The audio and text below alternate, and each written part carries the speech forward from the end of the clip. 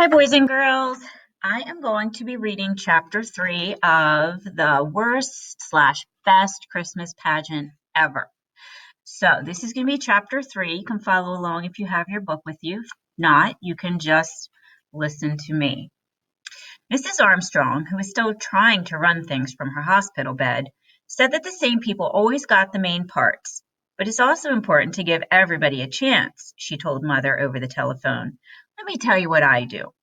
Mother sighed and turned off the heat under the pork chops. All right, Helen, she said. Mrs. Armstrong called Mother at least every other day, and she always called at supper time. Don't let me interrupt your supper, she always said, and then went right ahead and did it anyway, while my father paced up and down the hall saying things under his breath about Mrs. Armstrong.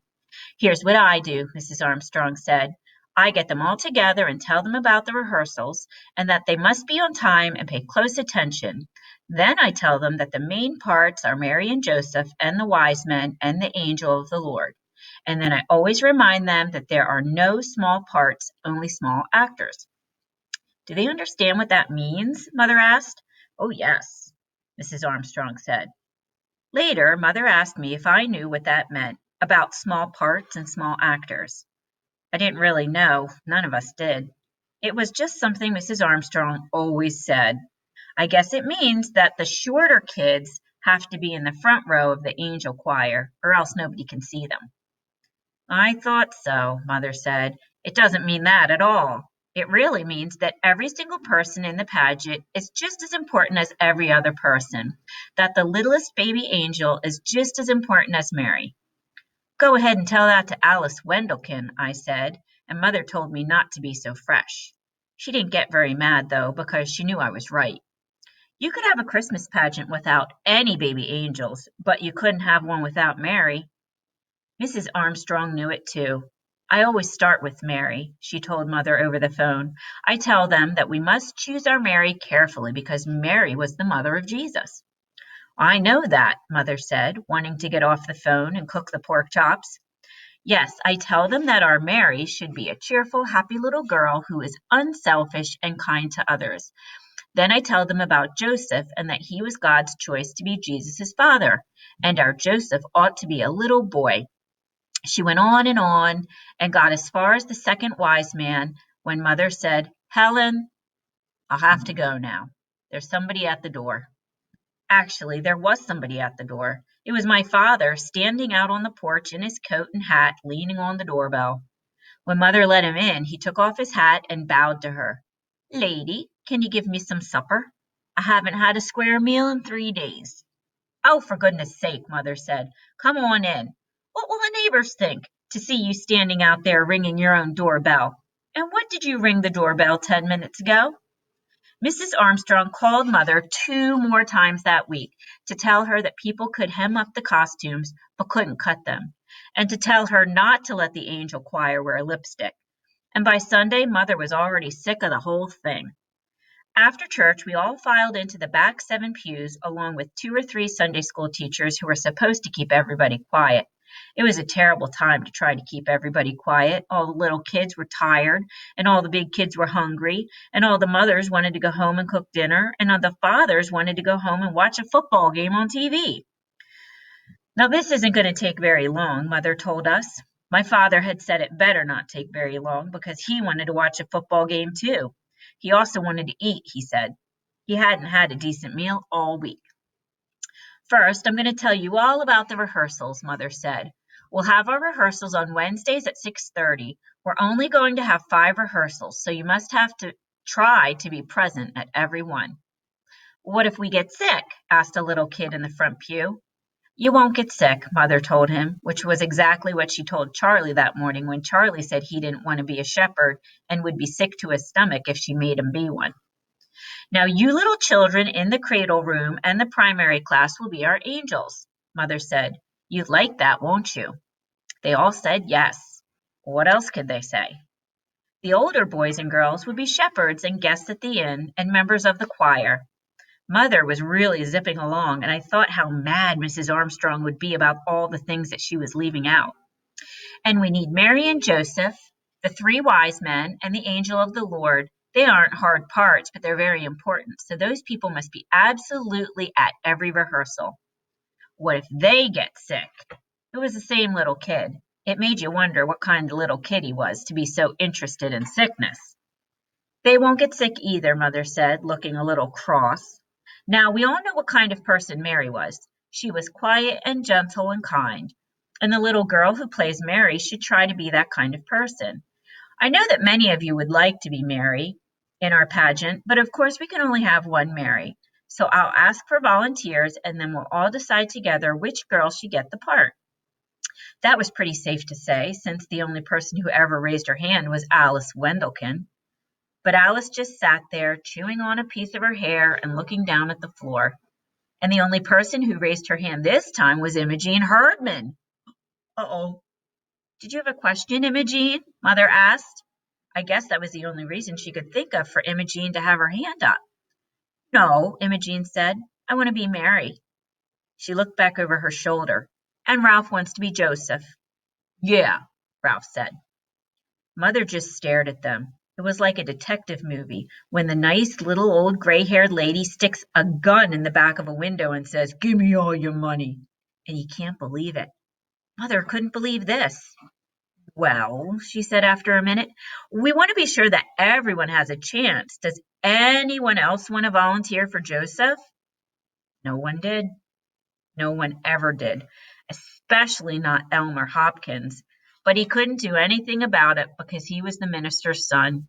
One year he didn't volunteer to be Joseph, and neither did anyone else. And afterward, I heard Reverend Hopkins talking to Elmer out in the hallway. You're going to be Joseph, Reverend Hopkins said. That's it. I don't want to be Joseph, Elmer told him. I'm too big and I feel dumb up there, and all those little kids give me a pain in the neck.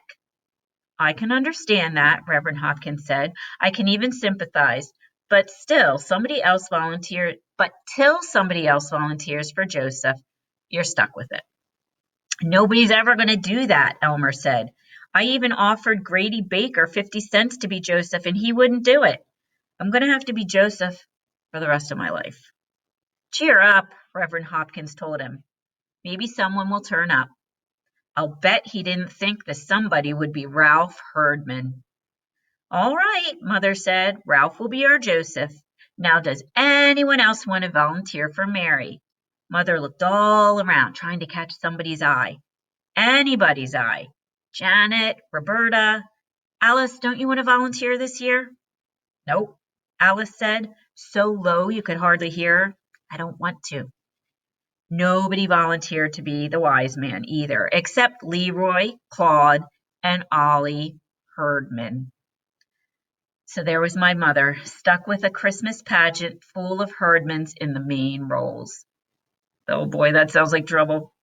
There was one Herdman left over and one main role left over, and you didn't have to be very smart to figure out that Gladys was going to be the angel of the Lord. What do I have to do? Gladys wanted to know. The angel of the Lord is the one who brought the good news to the shepherds, Mother said. Right away, all the shepherds began to wriggle around in their seats, figuring that any good news Gladys brought them would come with a smack in the teeth. Charlie's friend, Hobby Carmichael, raised his hand and said, I can't be a shepherd. We're going to Philadelphia. Well, why didn't you say so before? Mother asked. I forgot. Another kid said, my mother doesn't want me to be a shepherd. Why not? Mother said. Oh, I don't know. She just said, don't be a shepherd. The kid was honest. One kid was honest. Gladys Herdman hits too hard, he said. Why? Gladys isn't going to hit anybody, Mother said. What an idea. The angel just visits the shepherds in the fields and tells them Jesus is born. And hits them, the kid said. Well, of course he was right. You could just picture Gladys whamming the shepherds left and right. But Mother said that was perfectly ridiculous. I don't want to hear another word about it, she said. No shepherds may quit or get sick, she added, before the kid in the front row could say anything. While everybody was leaving, Mother grabbed Alice Wendelkin by the arm and said, Alice, why in the world didn't you raise your hand to be Mary? I don't know, Alice said, looking mad. But I knew. I had heard Imogene Herdman telling Alice what would happen if she dared to volunteer. All the ordinary, everyday herdman things like clonking you on the head and drawing pictures all over your homework papers and putting worms in your coat pockets. I don't care, Alice told her. I don't care what you do. I'm always Mary in the pageant. And next spring, Imogene went on, squinching up her eyes, when the pussy willows come out, I'll stick a pussy willow so far down in your ear that nobody can reach it. And it'll sprout there and it'll grow and grow. And you'll spend the rest of your life with a pussy willow bush growing out of your ear. You had to admire her. That was the worst thing that any of them ever thought up to do. Of course, some people might not think that that could happen, but it could. Ollie Herdman did it once.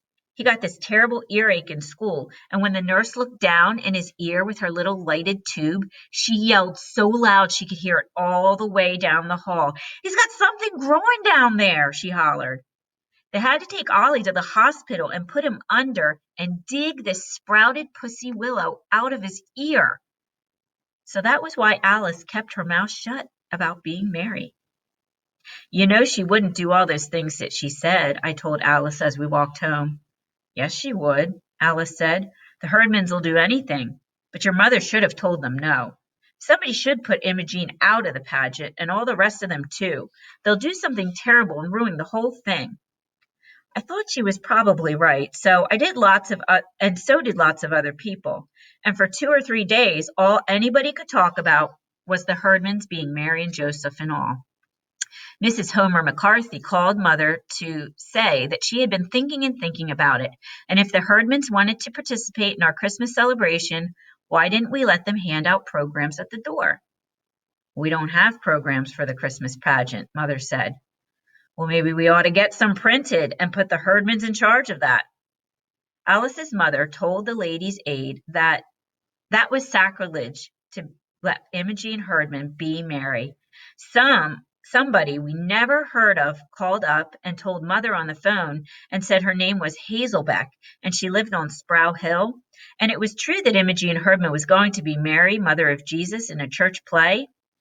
"Yes," Mother said, "Imogene is going to be Mary in our Christmas pageant." "And the rest of them too?" the lady asked. "Yes, Ralph is going to be Joseph, and the others are the wise men and the angel of the Lord."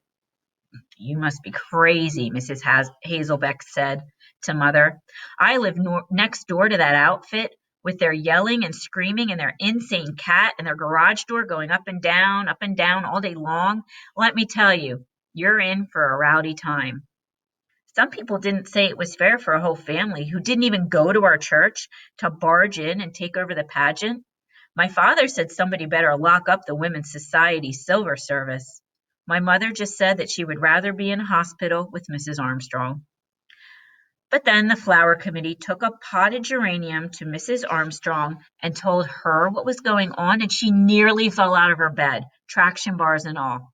"I feel personally responsible," she said. "Whatever happens, I accept the blame. If I had been up and around and doing my duty, this never would have happened." And that made my mother so mad she couldn't even see straight. "If she had been up and around, it wouldn't have happened," Mother said. "That woman, she must be surprised that the sun still comes up every morning without her to supervise the sunrise. Well, let me tell you." "Whoa, don't tell me," my father said. "I'm on your side." "I just mean that Helen Armstrong is not the only woman alive who can run a Christmas pageant. Up till now, I'd made up my mind to do just the best that I could do under the circumstances. But now," she stabbed a meat fork into the pot roast, "I'm going to make this the very best Christmas pageant anybody has ever seen. And I'm going to do it with the Herdmans, too. After all, they raised their hands and nobody else did. And that's that." And it was, too. For one thing, nobody else wanted to take over the pageant with or without the Herdmans. And for another thing, Reverend Hopkins got fed up with all the complaints and told everybody where to get off. Of course, he didn't say, "Go jump in the lake, Mrs. Wendelkin," or anything like that. He just reminded everybody that when Jesus said, "Suffer the little children to come unto me," Jesus meant all the little children, including the Herdmans. So that shut everybody up, even Alice's mother. And the next Wednesday, we started rehearsal. And that is the end of chapter 3. So I hope you enjoyed it. I cannot believe they have all the major parts. I can't wait to see what happens. All right, tomorrow we'll be on to the next chapter.